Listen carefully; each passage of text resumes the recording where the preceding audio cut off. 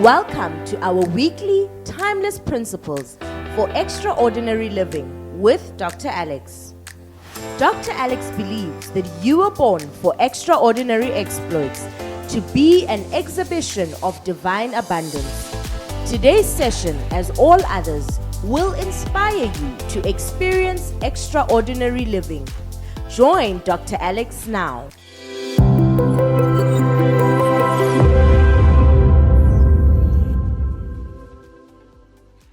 Welcome to Extraordinary Exploits with me, Dr. Alex. We continue with our teaching, the kingdom priority of management. I'm so excited that you have selected our channel, and therefore I would encourage you to subscribe, to share this channel with others, to like us, and to also make some comments. Today, I want to first of all just celebrate Minister Nyati. He did an excellent, awesome job on the last session. What had happened was I gave him an assignment, and he did the assignment very well. Put hands for Minister Nyati. If you are with him at home or wherever you are, just nudge him. I am excited that you could come to this stage. But I wanted today to actually start you off with a statement. One of the greatest curses of religion. I want you to think about it. If somebody were to ask you, what is one of the greatest curses of religion? I don't know what you'd say. My answer to that question, to that statement, is the following. One of the greatest curses of religion is that religious people have a tendency to delegate to God everything, including what they should be responsible for. That there's that sense that even if I needed water, and there was a glass of water right in front of me, I still need to cry to God and say, God, give me water. But the water is right in front of me. This is one of the greatest challenges in our continent in Africa, where even for things that we are responsible for, we still want to delegate it to God. A case in point, I want to use a very interesting case here, just to demonstrate this point. I call it a case in common contradictions. This is something that we do almost all the time. A leader, a great leader, leads over 4 million people out of bondage with great excitement. They are going into the promised land. Now, as they leave Egypt, they come across a real obstacle. In front of them is the Red Sea. Behind them is the enemy's army. On the sides are huge mountains. In other words, the options they have is either they go forward and perish in the sea, or they surrender to the enemy, who will also make them perish. What would you have done as a leader? The people around you, they are screaming. They even said, were there no graves in Egypt? Why did you take us out so that we could die in this desert? The leader makes the common contradiction, the common error, the common mistake that many of us make. It is recorded in the book of Exodus, chapter 14. I'll just read verse 14. It starts off in 13 where it says, then Moses said to them. This is what he spoke to them. In verse 14 it says, he said, the Lord will fight for you. You simply just need to be still. I know this is powerful and many of us preach on this. This was a scenario where they had no other ways. And therefore Moses takes this thing and he says, look, do nothing. Just sit there Don't do anything in this situation. The Lord will fight for you. What becomes interesting is the Lord's response, which is verse 15. I know all up to that end of that verse, it all sounds nice. But as soon as you get to verse 15, it kind of jacks you up a bit. Because verse 15 then says, the Lord, it says, then the Lord said to Moses, why are you crying to me? Tell the people to get moving. Think about that. I want you to think about that. Moses delegates the action of moving forward to God, and God responds to him with this statement, why are you crying to me? I want to challenge you. Why are we doing these teachings slightly different from a preaching mode? We just want to talk. We want to appeal to your full senses. There are things that are our responsibilities that we must not delegate to the Lord. This is the curse of religion. Jehovah says to Moses, don't cry to me for what you're supposed to do. In other words, don't delegate your responsibility. You have to move forward. Maybe you should have said to the Lord, open the sea for us so that we move forward, rather than saying, do nothing, just do nothing. And the reality of the story, when you read it further, the Lord is to say to him, you lift up the rod in your hand and open the sea. So, the point of what I'm saying today is, learn what is your responsibility, study how to do it better, and get on with the business of doing your responsibility. Management is our responsibility. There are things that God has made us custodians of. There are things that he has allowed to be within our reach. And then he is requiring us. Can I say that, kingdom citizens? Can I say that, extraordinary people? He is requiring us to exercise our responsibility called management. Don't delegate management to the Lord. You have to manage what the Lord has placed within your reach. And that's why then our motto for this series has been the same. What I manage, it improves, it grows, it increases. I've made this statement, which I want to say it again to you. Remember, your ability to manage determines the extent of your success. When you see people succeeding, it's not magic, it's management. When you see people getting ahead in life, it's not accidental, it's management. So, let's get on with the business of managing what has been placed within our reach. Now, I gave an assignment. I want us to continue then today. We are continuing.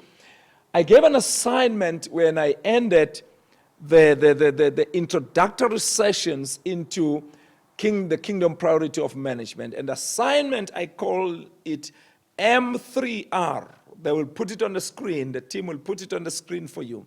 In that assignment, I said, out of all the many things that we should manage, I challenge us to learn to manage 4 things. Just 4 things. There are many, many things around to be managed. But let's just, for now, begin by learning how to manage 4 things. And the 4 things that I said you should manage, M is for managing myself. Then managing relationships. Then managing resources. Then managing responsibilities. Can I say that assignment again? It is M3R assignment, M3R, managing myself. Number 2, managing relationships. Number 3, managing resources. And number 4, managing responsibilities. We're going to be teaching and talking and bringing experts in various elements of these 4 areas that we have challenged ourselves to manage. And as usual, I normally don't start with what I've put at the top. I always start with the second one. So we therefore started on the last session. We started with managing relationships. Managing relationships. So today we are doing part 2 of managing relationships. Minister Cuniati did an excellent job in part 1, and we're going to pull it together from a perspective of principles today, and then we'll get him again and we engage a little bit more, flowing from the principles. So we are starting with this element, managing relationships. This is what the Lord expects of me. He brings people in my life, and I have to manage those relationships. Okay, as usual, I start with an overall philosophy. In talking about managing relationships from a kingdom perspective, what's our overall philosophy? In other words, in Extraordinary Exploits with Dr. Alex, what is the overall philosophy that we build the learning and understanding of managing relationships? And here is the philosophy. It's as simple as you know. It's in one of my books, Unusual Success. I put it there on the chapter where I deal with the dream team. And the principle simply says, people need people. People need other people, for no one can achieve anything of significance in isolation. Say that principle again.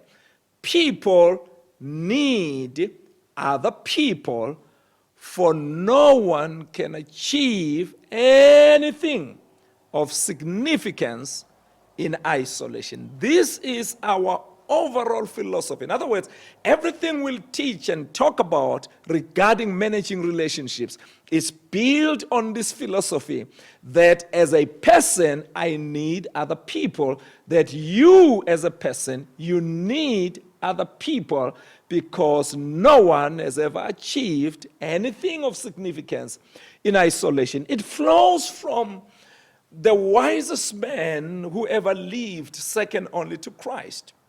The wisest man writes in the book of Proverbs 27, verse 17. That's where this principle flows from. And he puts it this way. He says, as iron sharpens iron, one man sharpens another. Think of it again. As iron sharpens iron, one man sharpens another. Obviously, we're not doing preaching here, so I won't engage this theologically. But the concept here is, for iron to be sharpened, you will not use wood. It won't work. For iron to be sharpened, in other words, to make it more effective, you need something of the same composition as the iron. Therefore, he says, for a person to be effective, for I to be effective, for me, for you to be effective, he says, we need other people. Therefore, I want you to make this understanding. There are people all over the world who are willing and are ready to support you. I want to just charge your thought, charge your mind, charge your spirit with that realization.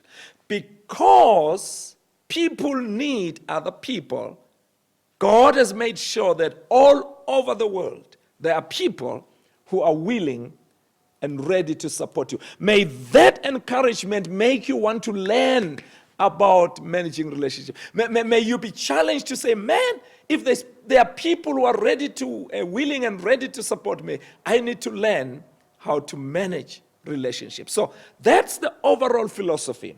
And then I have put here the kingdom basis for management relationships. Okay, try to understand it. So the overall philosophy is that people need other people.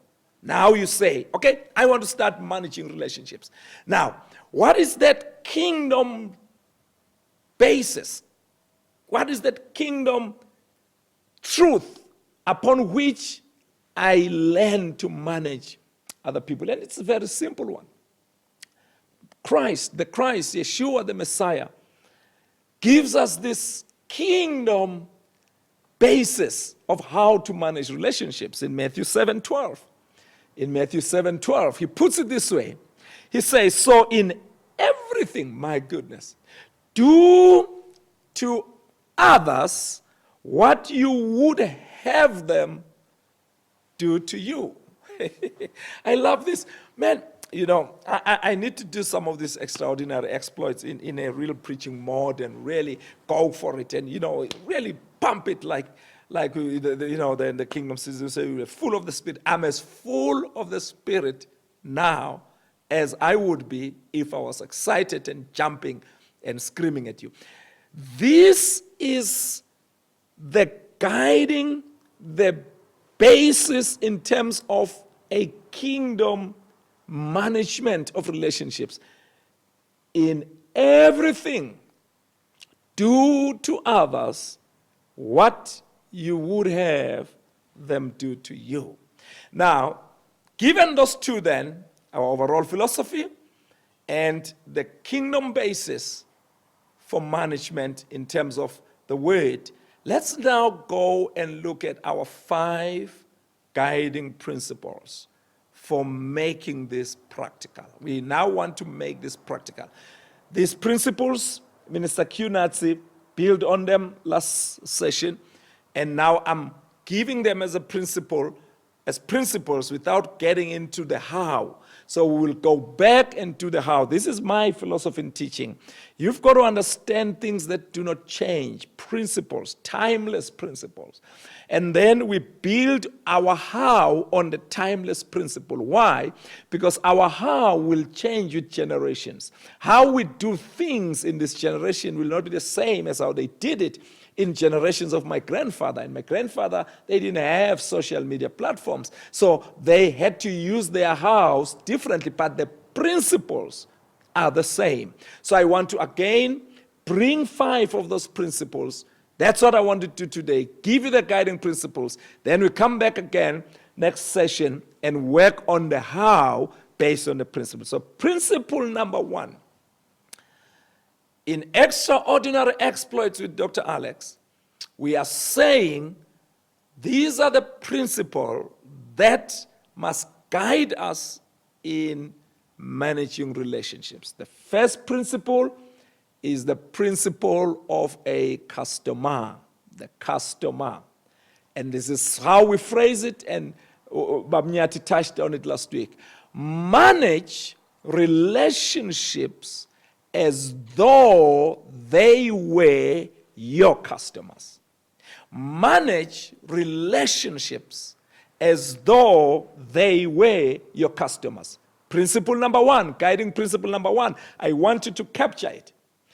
I want you to perceive as you flow with us in this teaching of extraordinary exploits, looking at timeless principles.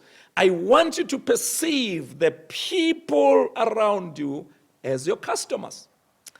When you go home today, if you're not home or if you're sitting around your TV, say to your spouse, you are my customer. Look at your spouse not just as your spouse, but begin to see them as your customer. Look at your children, look at your parents, and see them as your customers.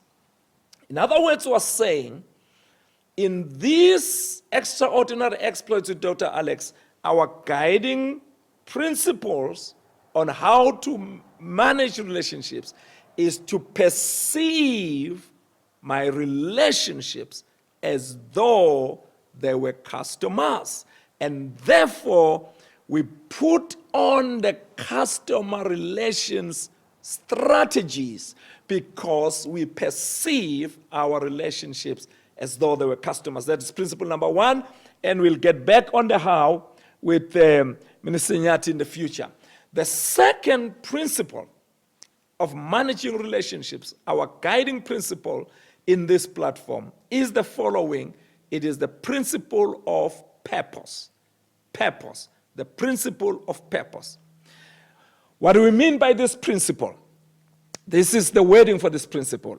Every relationship comes to your life for a reason.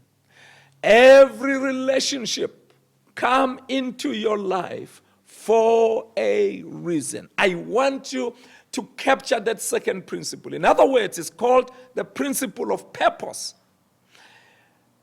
God did not make a mistake to make you cross your path with the people that you have crossed your path with. Everyone, no matter how insignificant they may look, they are in your life for a purpose. You are in my life for a purpose. The reason you've connected with me is because there is a purpose for our relationship. Principle number 1, customers. Principle number 2, purpose. Every individual, that young child in your life is for a purpose. Sometimes some of the people, even they behave strange. Can I just put this to you? Even the enemies in your life are for a purpose. Even the people who don't like you. If they are in your life, they have a purpose. Sometimes we miss that and think, look, they have no purpose. And that's why then, as part of managing relationship based on this principle, we will always say, consciously evaluate your relationships to see if it is serving the purpose for which it came to your life. Consciously do that, but that's now the how. So I don't want to get onto the how today, because all I'm doing today is just to focus on giving the principles.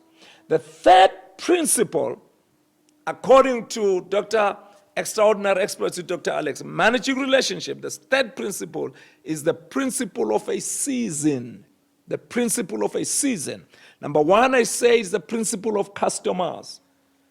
Manage your relationships as though they were customers. The second one is the principle of purpose. Every relationship has come to your life for a reason.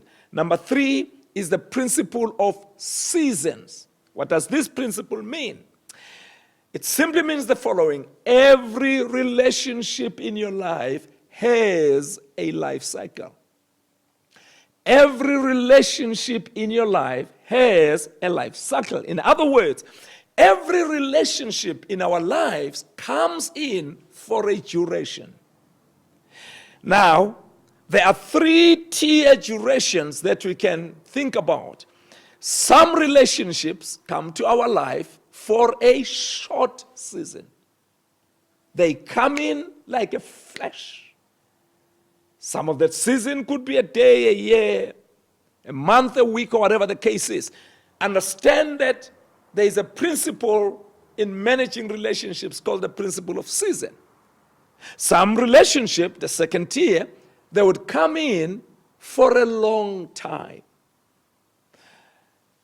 Yet other relationships will come into your life for life. Think of those 3. Every relationship has a life cycle. It could be a short season, it could be a long season, and it could be a lifetime. This becomes important in managing relationships, as we'll get into it when we come to that point on looking at the house. Why is it important? You cannot treat a relationship that is in your life for a season as though it is in your life for life. The people that have been placed in your life, who are there for life, cannot be managed as the people who are passing by. You know, but by not understanding this principle, sometimes we have all created mistakes, which I phrase it this way: a good relationship whose season has passed becomes a liability. Because we don't think of them always like this, you keep liabilities within your circles which are no longer customers to you because their season is past. So when we do the how, we take all these principles and we say, you'll see when we get to it, how do I deal with this? How do I deal with this? But let's first just appreciate the principles. Principle number 4. I know you want to have your cup of coffee, so I don't have to take all your time today.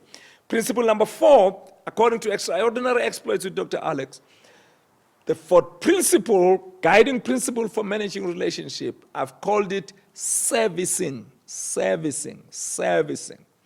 I wanted to call it service. I wanted to call it serving, but I just felt, let me just be simple. Servicing. What does it mean, this principle? It simply means the following. The value of any relationship is not accidental. The value from any relationship will not happen on its own. The value from any relationship must be deliberately unlocked by servicing that relationship. It has to be deliberately unlocked. So think about it. Let's go to principle number 2, purpose. So God brings people into my life for a reason, for a purpose. Think about principle number 3. Maybe they are here for a short season.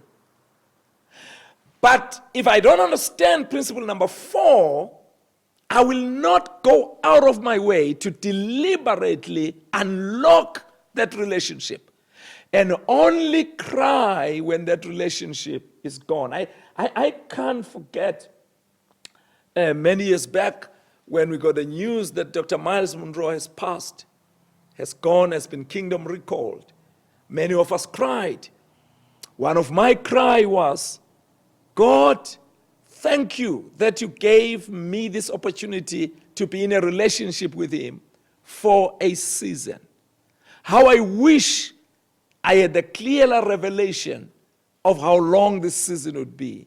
I would have unlocked more from this relationship. We did a lot, my wife can share with you. During that time, we went out of our way to unlock the value of the relationship, but we could have done more if we got that perspective that we have come to this relationship at a time when it will just be a season. Anyway, the how, we'll get back to it with Minister Nyati. In other words, when you understand that every relationship is for a purpose and relationships, some of them are for a short season, you have to recognize those relationships, then grow those relationships, then keep on servicing. So I just want to give you this challenge.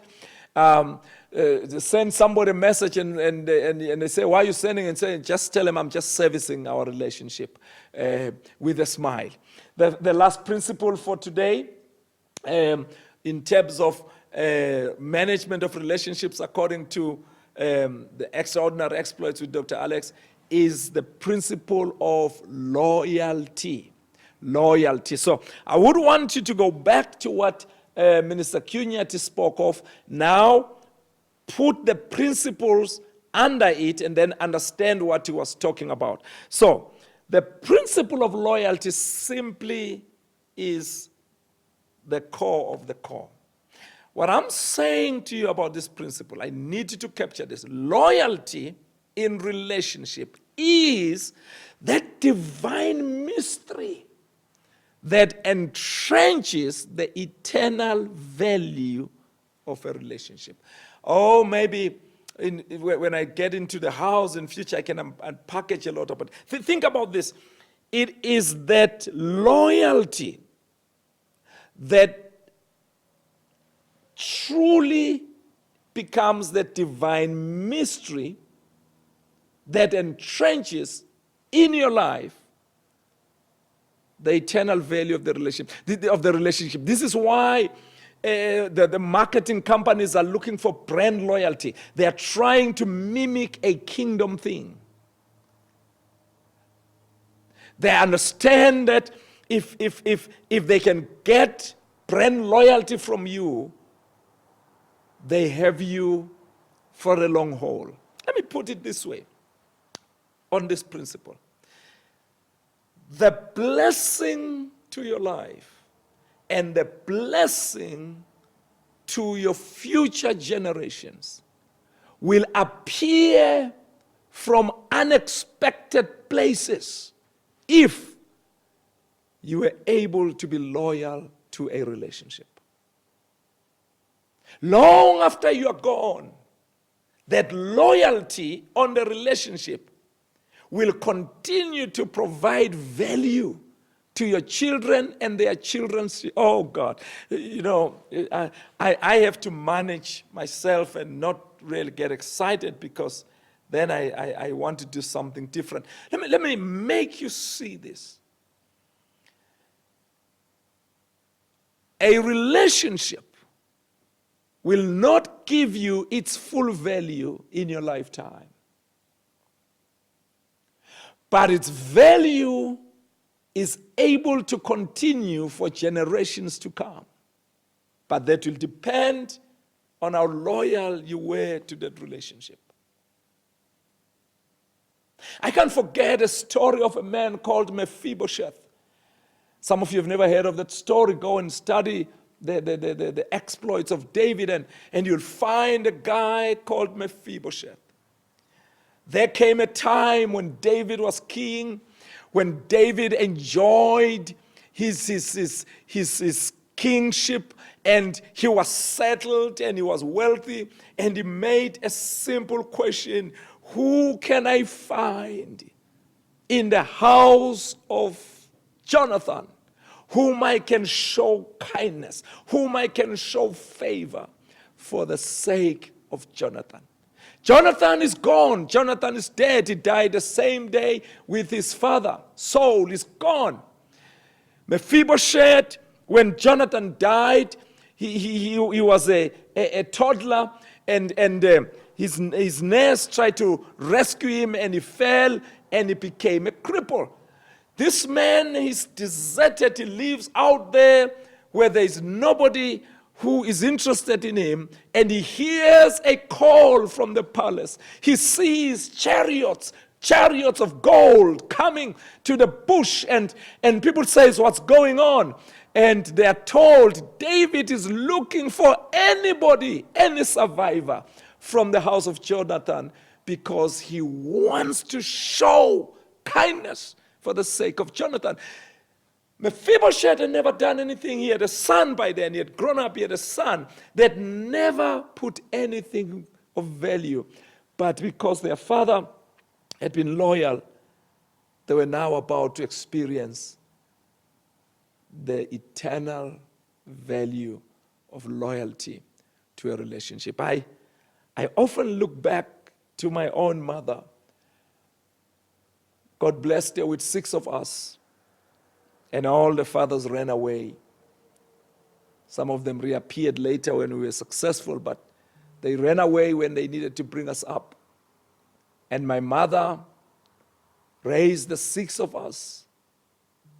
And one of the strangest things she did, which I cannot forget, she used relationships to ensure that we could have a better life.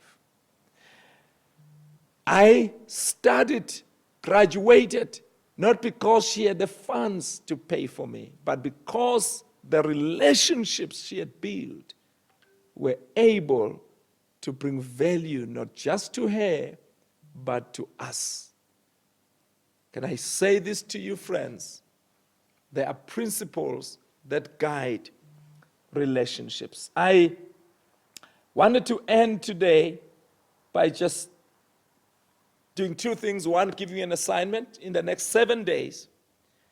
Each day, take one of these, or take one relationship and assess it according to these 5 principles. How to perform as a customer, how are you performing to that relationship as a customer, purpose, seasons, servicing, and loyalty. Can I leave you with these 5 nuggets and then we are done for today? Nugget number 1, listen to these 5 nuggets of relationships very quickly. Nugget number 1, those who do not respect your relationships, those who do not respect your relationship will never receive your wisdom. Don't waste your time giving wisdom to somebody who doesn't respect your relationship. Nugget number 2, whoever does not increase you will inevitably decrease you. Not the people around you. Know them who are increasing you.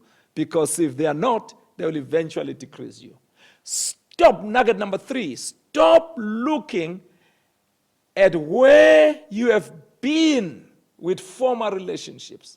Start looking at where you can be with the relationships around you now. Let me say it again. Stop wasting time looking at where you have been with relationships that no longer exist. But begin to look where you can be with the relationships that are around you. Nugget number 4, when you empty yourself to others, God will fill you with more that will surprise you. When you empty yourself to others, God will fill you with more that will surprise you. My last nugget to you today is that selfishness is a practice that deprives you while you think you are depriving your relationships. Selfishness is a practice that deprives you while you think you are depriving your relationships. Don't expect God to manage relationships for you. It's your responsibility. Whatever you manage, it improves, it grows, it increases. Thank you very much for joining me today. I'm so excited. I'm looking forward to walking with you this journey of building relationships. Please subscribe, comment, like it, and share it with others. We are excited at the Extraordinary Exploits with Dr. Alex to have you as one of your relationships. We will build this together. See you next time. We truly, truly, and truly love you. See you at the top. Thank you for connecting. Be sure to join us again every Tuesday morning at 5:30 a.m. Central African Time. We value our connection with you, and remember to invite others.